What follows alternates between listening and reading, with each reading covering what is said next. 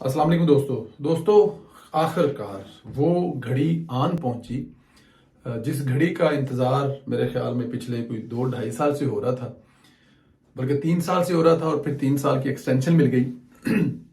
Summary आ गई है जी।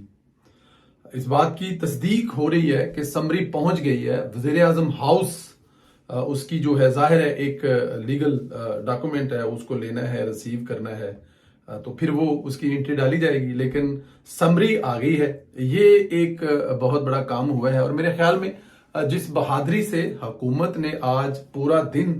अपने हक का दफा करने के लिए लड़ी है ना हुकूमत, उसका रिजल्ट ये हुआ है कि एंड ऑफ डे पे वो समरी आ गई है। हक का दफा से ऐसे है कि ये कहा यह जा रहा था कि सोमवार को समरी आ जाएगी और वज़ीर आज़म साहब जो है उनको मसूल हो जाएगी, लेकिन ऐसा जब कल नहीं हुआ और आज का पूरा मंगल का दिन गुजर गया तो इस पे फिर जाहिर है हदशात जो है वो काफी हद तक बढ़ गए थे। और उन हदशात को देखते हुए कल का दिन गुजरने के बाद आज सुबह से ही बड़े एक्शन मूड में हुकूमत नजर आ रही थी। सबसे पहले तो वज़ीर आज़म शहबाज शरीफ साहब की क़यादत में वज़ीर दफ़ा और मामले खसूसी मलिक अहमद खान साहब चीफ ऑफ आर्मी स्टाफ से मिले। एक बड़ी लंबी ठीक ठाक किस्म की मुलाकात हुई। डेफिनेट है उस मुलाकात में ये बताया गया कि क्या क्या तहफ़्ज़ात हैं हुकूमत के इस समरी को लेकर। और क्योंकि ये हक है वज़ीर आज़म का और इस जमहूरी हुकूमत के वज़ीर आज़म का, और अगर ऐसा नहीं होने दिया गया तो उसके क्या क्या नुकसानात हो सकते हैं। और डेफिनेट हुकूमत किसी भी तरह से अपने इस हक से दस्तबरदार नहीं होना चाहती थी, तो लेकिन उसका रिजल्ट ये हुआ है कि समरी मसूल हो गई है। वज़ीर आज़म मियां मोहम्मद शहबाज शरीफ साहब से आसिफ अली ज़रदारी की मुलाकात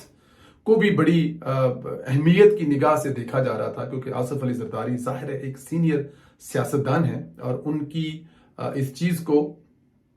कि वो वज़ीर आज़म हाउस आए हैं और उन्होंने आकर जो शहबाज साहब हैं, शहबाज शरीफ साहब हैं, उनको ये बाकायदा कहा है कि आप बेफिक्र हो जाएं, ऐसा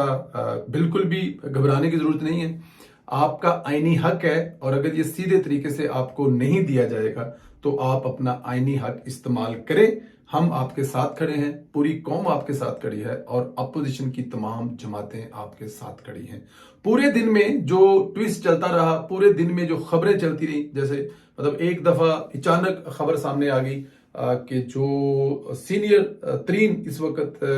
जनरल हैं आसिम मुनीर साहब, उनका इस्तीफा प्रिंट हो गया, थोड़ी देर तक हम तमाम लोगों की आंखों के सामने आ जाएगा। लेकिन जब जब ये उनके इस्तीफा या उनका जो सेक करने की या खबर जो भी थी जब आई तो ये एक दफा बड़ी परेशानी बन गई। हर जगह पे ये बात डिस्कस होने लगी कि ये एक बहुत बड़ा प्रॉब्लम है अगर देखा जाए कि मोस्ट सीनियर जिसको हुकूमत बनाने जा रही है या जिसको हुकूमत बनाना चाहती है उसको इस तरह से फौज से फारग कर दिया जाए, इस्तीफा दे दें या उनको उनकी जॉब ना एनीमोर रहे, तो ये इसका मतलब इस खबर का मतलब क्या होता। लेकिन ये अल्लाह ताला की जात की करम नवाजी थी कि ये ऐसी कोई खबर नहीं थी, ये एक झूठ था और एक अफवाह थी, क्योंकि जाहिर है अफवाहों की फैक्ट्री इस मुल्क में हमेशा काम करती है, क्योंकि इस मुल्क की कोई सियासी जमात है जिस सियासी जमात का एक ही काम है वो है अफवाहें फैलाना। पाकिस्तान तहरीक इंसाफ जिस तरह वो काम करती है वो इस तरह की अफवाहें फैलाती है, गलत फहमियां पैदा करती है ताकि ये जो सिलसिला है इसको कहीं ना कहीं रोका जाए। लेकिन अगर ये देखा जाए तो ये एक बहुत बड़ी बात है। आज शाम तक सियासत जमहूरियत की इसमें है। अच्छा, कहा यह जा रहा था कि जी लड़ाई ये है कि आसिम मुनीर साहब का जो नाम है इस समरी से रिमूव करने के बारे में कहा जा रहा है कि ये उनका जो नाम है वो रिमूव कर दिया जाए। लेकिन ऐसा डेफिनेट कैसे हो सकता है, जो मोस्ट सीनियर है उनका नाम ही समरी से रिमूव कर दिया जाए। मेरे ख्याल में ये बिल्कुल भी मुनासिब नहीं था। अब पहले नंबर पर है लेफ्टिनेंट जनरल आसिम मुनीर साहब और मैं आपको तमाम बताता हूं। दूसरे नंबर पर है लेफ्टिनेंट जनरल साहिर शमशाद मिर्जा साहब। तीसरे नंबर पर लेफ्टिनेंट जनरल अजहर अब्बास साहब। चौथे नंबर पर लेफ्टिनेंट जनरल नुमान महमूद साहब। पांचवें नंबर पर लेफ्टिनेंट जनरल फैज हमीद साहब और छठे नंबर पर लेफ्टिनेंट जनरल मोहम्मद आमिर साहब। ये नाम है जो वज़ीर आज़म हाउस को जो भेजे गए हैं, जो वजारत दफा को मिले हैं। अब इसमें اگر پہلے نمبر والا نام موجود ہے تو پہلے نمبر والے نام کو جو کل اس کو ڈیسائیڈ کیا جائے گا، تو اس کو ڈیسائیڈ کرنے سے پہلے جب ان کو کل اگر فرض جو حکومت کہہ رہی ہے یا جو کہا جا رہا ہے جو حکومت چاہتی ہے، ان میں اگر پہلے نام والے عاصم منیر صاحب جو ہیں، جن کے بارے میں یہ کہا جا رہا ہے کہ ان کا کسی پارٹی سے آف کورس کوئی تعلق نہیں ہو سکتا، نہ ہونا چاہیے، وہ اپنی فوج کے ساتھ ہے اور وہ اپنی فوج کے بارے میں سوچے گا، اپنے ادارے کے بارے میں سوچے گا، ایسا ہی ہونا چاہیے، اور وہ اس ملک کا چیف آف آرمی سٹاف ہوگا، نہ کہ کسی جماعت کا چیف آف آرمی سٹاف ہوگا۔ ان کو ایک پہلے اگر ان کے نام اناؤنس کر دیا جائے گا تو ان کا جو 2 دن کا پرابلم ہے کہ وہ 2 دن کے بعد یا 2 دن پہلے جو ہیں ان کی ریٹائرمنٹ ہو رہی ہے، ان کی مدت ملازمت ختم ہو رہی ہے، وہ پرابلم خود بخود